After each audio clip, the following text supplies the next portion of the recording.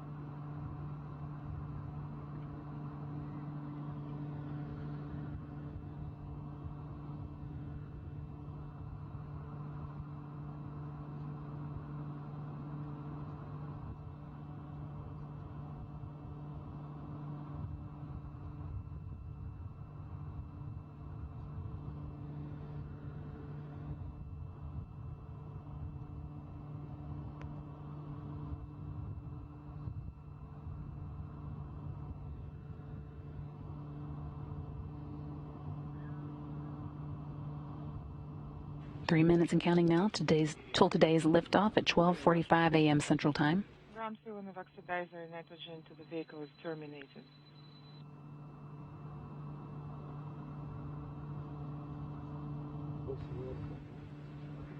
Booster's fuel tanks now being pressurized for flight, optimizing the flow of fuel and helping to add structural support to the rocket.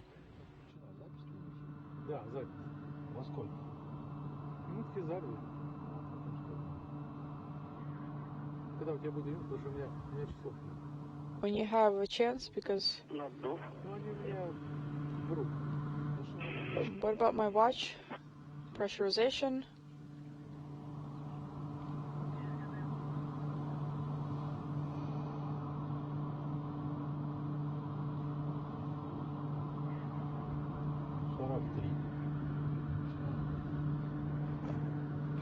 Two minutes left before today's liftoff.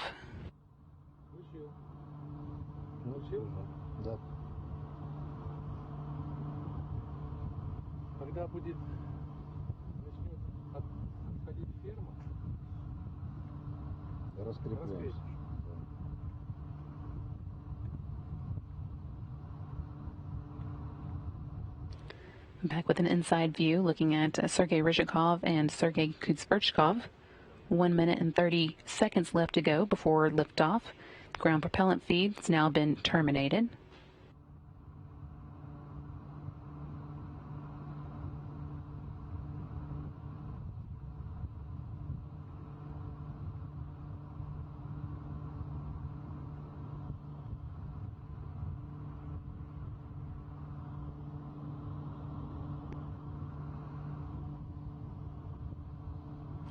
One minute to go. Soyuz is now on internal power.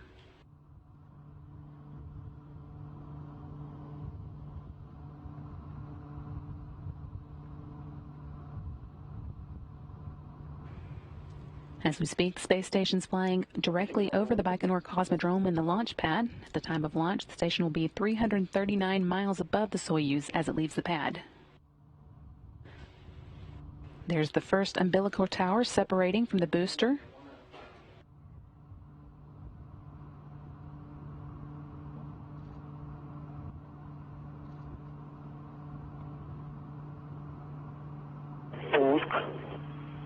Launch. Second umbilical now separating. Ignition. 10, 9, 8, 7, 6, 5, 4, 3, 2, 1. Intermediate. Main. Lift. And liftoff. Kate Rubins, Sergey Ryzhikov, and Sergey Kud-Sverchkov now on their way to the International Space Station, the latest in a chain that spans almost 20 years of continuous human presence in space. 10 seconds. The parameters of the rocket are nominal.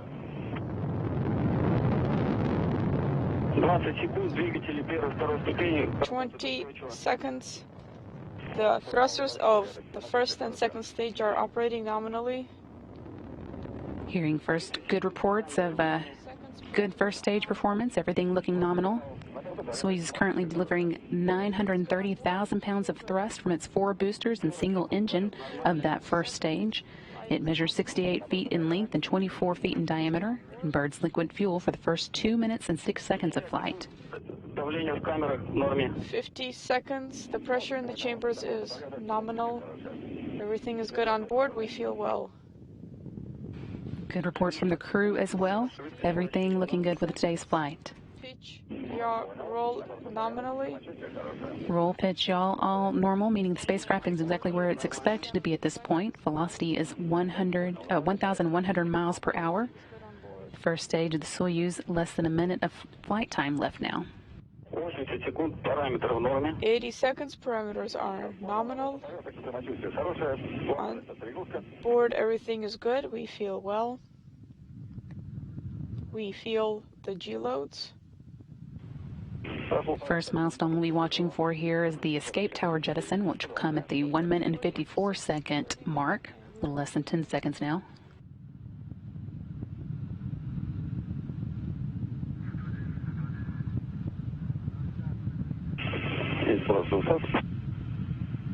jettison. Escape tower has been jettisoned. Separation of the side units. And there's the separation of the 4 strap-on boosters that are jettisoned. These have completed their job and are dropping away now at an altitude of 28 miles above the Earth, while the Soyuz continues on with its flight, traveling at about 3,350 miles an hour, powered by the rocket's second or core stage. 40 seconds. Rocket parameters are nominal. All still looking good, and the next milestone we're looking for is the jettison of the launch shroud at 2 minutes and 37 seconds. And you see that launch shroud jettisoned. We're now getting some views from the external rocket camera. Copy you. Looking towards the bottom of this rocket and at the Earth below, solar arrays waiting to be unfurled once the spacecraft reaches orbit safely. Soyuz traveling at a speed of 4,700 miles an hour at this point. Is steady. On board, everything is good. We feel well. Continuing to hear good calls from the crew. The core stage performing as expected. The core stage of the Soyuz is 56 feet in length and 13.5 feet in diameter, with single engine and 4 fuel chambers providing between 178,000 and 222,000 pounds of thrust at various points of its 3 minutes and 28 seconds of operation. We are anticipating the next separation. Copy all.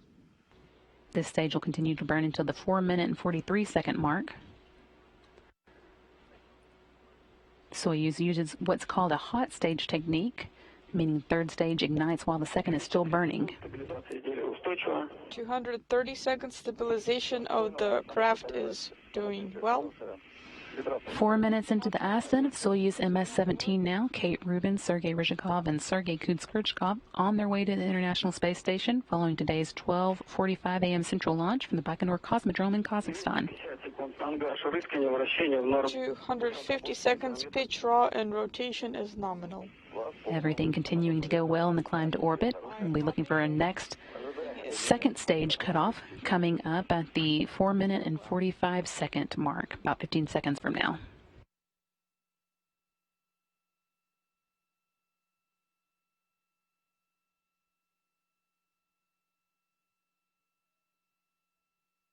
All still looking good.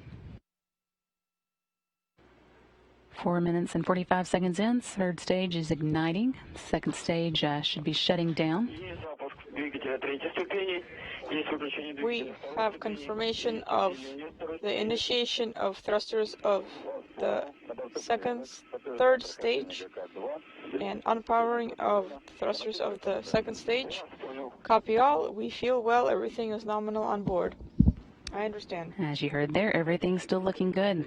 Core booster separated at an altitude of 105 miles, and with it gone, Soyuz is now being propelled by a single engine of its third stage. That engine provides 67,000 pounds of thrust and will burn for 4 minutes and 2 seconds. Day's flight going smoothly and all systems working nominally. The crew reporting that they are feeling good and on their way to the space station. Copy. On board, everything is good. We feel great.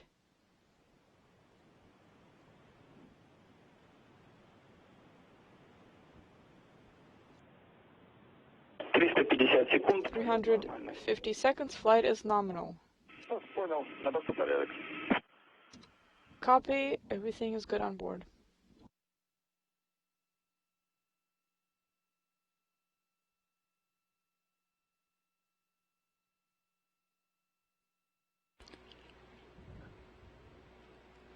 About 2 minutes left before the crew is officially in space and in orbit. Next milestone that we'll be watching for comes at the 8-minute and 46-second mark. That's the third stage cutoff and separation. Copy. Everything is good on board. We feel well.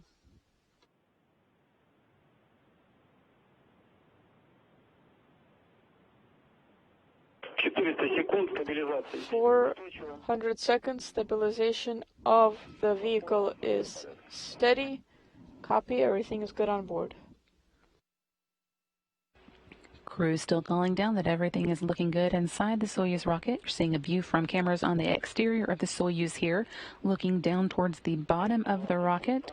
And in the forescreen, the solar array that will unfold once the crew does make it safely to orbit. Everything's good on board. We feel well.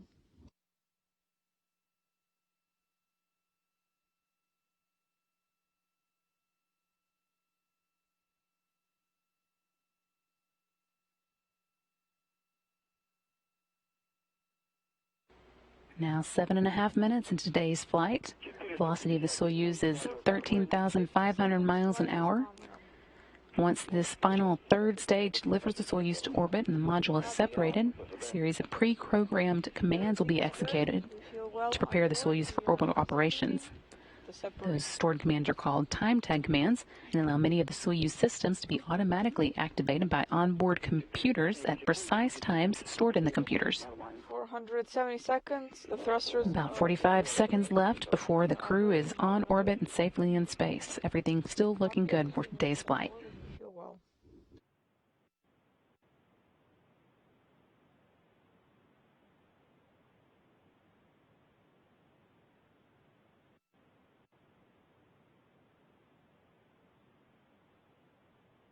секунд полет нормальный. 500 seconds. Flight is nominal. Понял, на борту порядок. Ожидаем кого? 15 секунд. Copy all. Everything is good on board. We are standing by for the separation. 20 секунд полет нормальный. 520 seconds. Everything is nominal. Prepare for the separation. 530 секунд. Есть выключение двигателя. 530 seconds. Thrusters powered off confirmed. Separation is confirmed. And there you heard this confirmation that the third stage cut off and separated as planned. Single liquid-fueled engine shut down and dropped away at an altitude of 126 miles above the Earth. And there you see now also the Soyuz have unfurled. That's a key milestone as well, to ensure that the Soyuz is able to power itself on its journey to the International Space Station.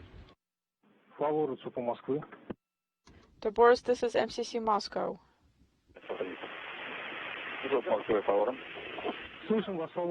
We copy you. How do you read us? We read you loud and clear. How about us? Loud and clear. Control of the spacecraft from this point will be overseen by the Russian Mission Control Center outside of Moscow that you're hearing call to the crew now. Closed. And pressurization is nominal. Copy. We are working on the video. Video is on. Copy RDR 856. Okay, we copy you. And also we are pulling up the velocity screen display. MCC Moscow, please take the measurements for this current time. 811, pressure 814. Copy.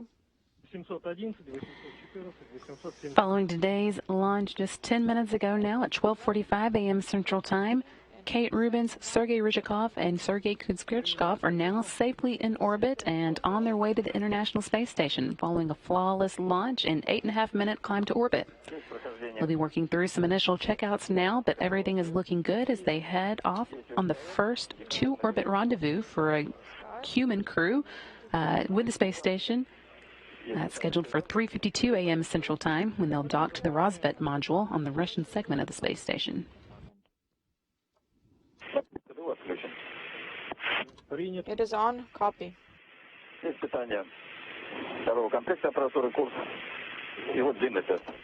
The second set of the course hardware is powered on. Copy.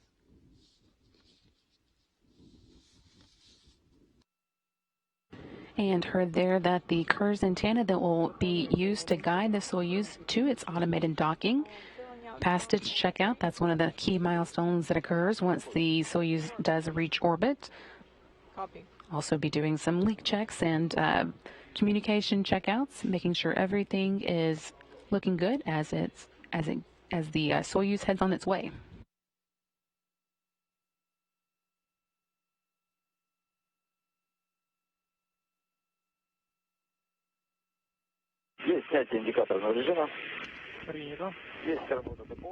We have confirmation of operations of our mode.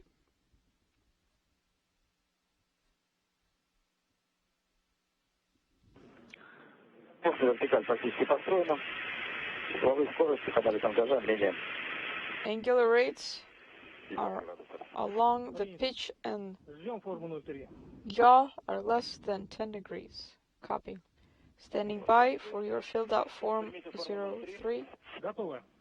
You ready to copy? Yes, we are. 17.4, 16.4, 368, 20, 2.021, 1.822, 3024,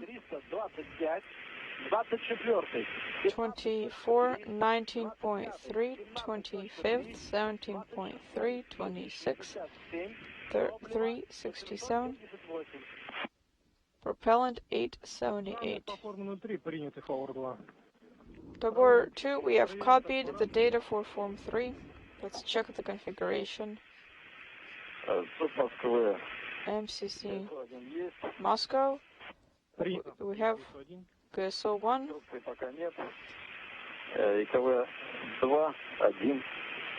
And KV-1 and 2. We are going through the test of the first set of the hardware. Okay, Tabor, after the first burn, we will transition to the first manifold.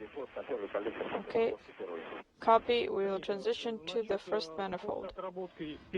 After the first approach burn, once you receive the GSO, let's do tests of the manual controls at 09:53:00. It is written in your procedures. Tabors, how do you copy?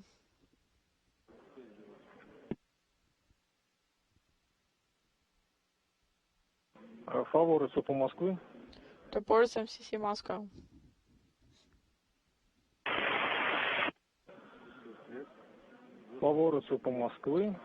Tabors, MCC Moscow, we do not copy you.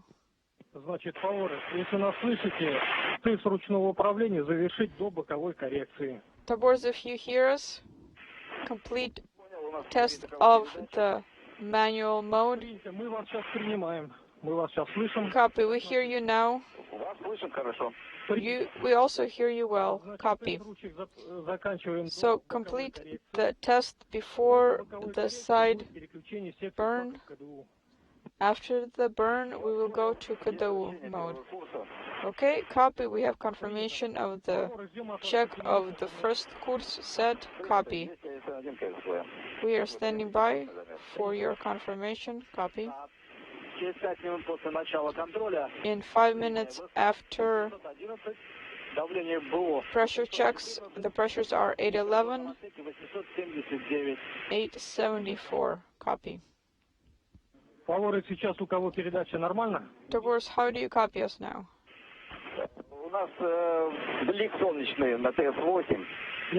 We have a solar glare on TS8. But the LED is on. Copy. Tabor, we are completing the compass at 09:05.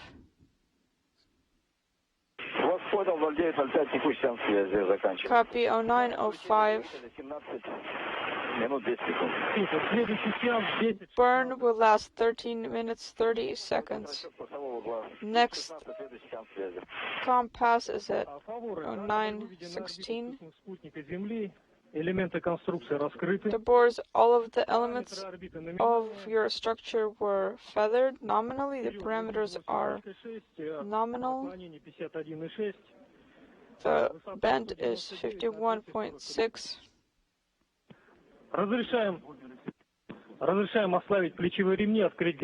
You are go to loosen the shoulder straps to open up your helmets and to check the thermal sensors. How do you copy?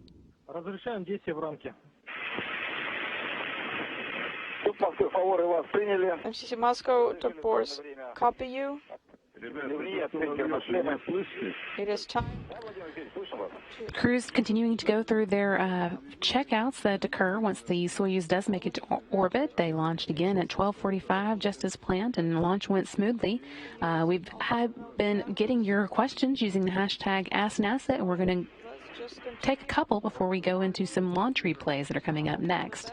This first one coming from Avia, who's asking how much G-force the crew sees during their ascent to space.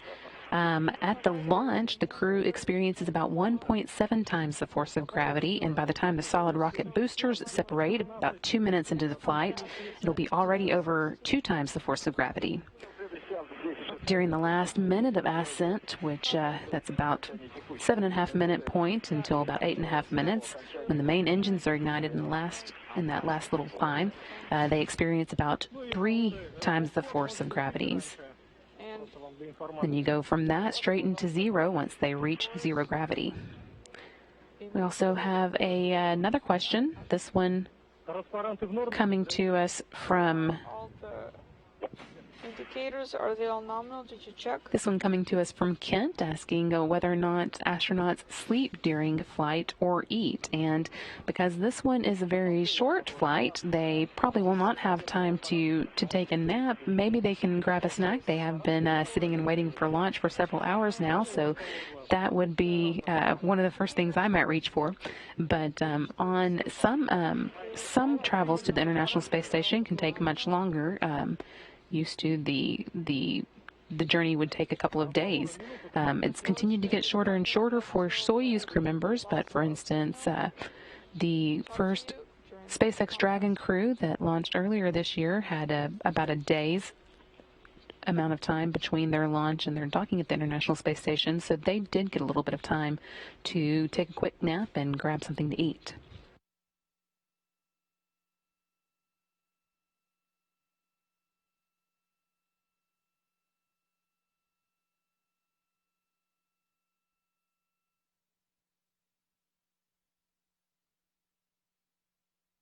In a few minutes, we hope to have some additional views of launch to play for you. That again took place at 12:45 a.m. Central Time in the Baikonur Cosmodrome in Kazakhstan. Crew continuing to go through their early checkouts. Now they are safely in orbit and everything going smoothly so far. They continue at that rate. They are scheduled to dock to the International Space Station at 3:52 a.m. Central Time today.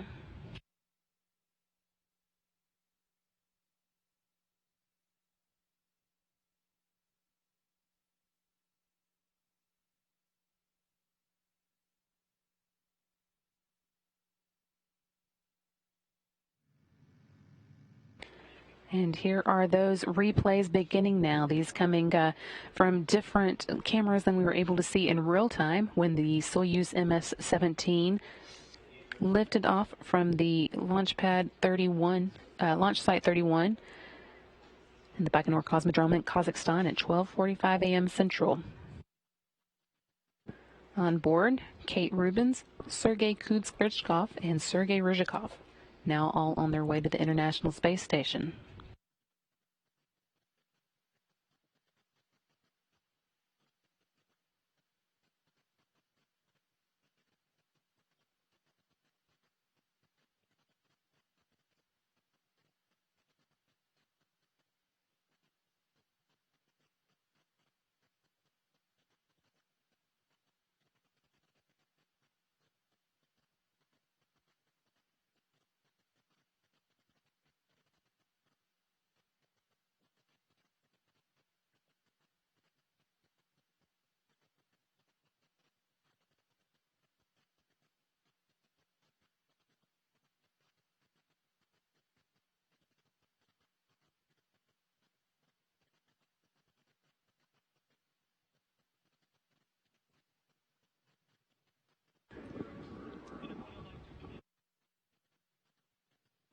second view there of today's launch at 12:45. We'll have a total of 5 of these replays for you.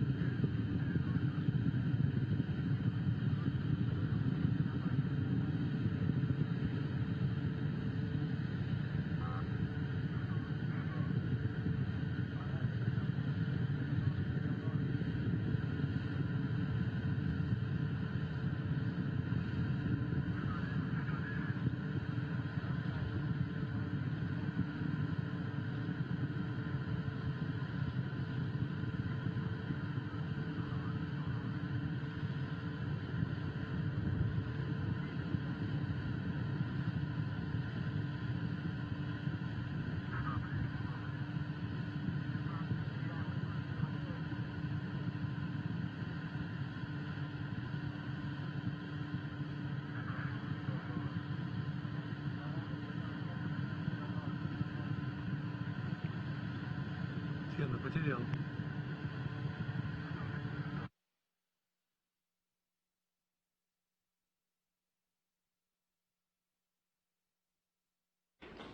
That was a series of replays of today's 12:45 a.m. Central Time launch. The crew on board, NASA astronaut Kate Rubins and Roscosmos cosmonauts Sergey Kud-Sverchkov and Soyuz commander Sergey Ryzhikov, are all now on their way to the International Space Station and scheduled to make the first two-orbit rendezvous for a Soyuz with crew aboard. That is coming up at 3:52 a.m. Central today, so you'll want to stay tuned to NASA TV. We're going to take a quick break now that the crew is safely in orbit, but we'll be back at 3 a.m. Central for our docking coverage. Again, that docking scheduled to occur at 3:52 a.m., after which we'll take a quick break while we show you some post-launch video files and then come back for hatch opening coverage at 5 a.m. Today's activities will wrap up at 5:45 a.m. when the hatch is open and the International Space Station is able to welcome their 3 new crew members. And then we will finish up the day with a video file of all of it at 8 a.m. That's all that's coming up here on NASA TV, so stick with us tonight and get ready to welcome the new crew members to the International Space Station. This is Mission Control Houston.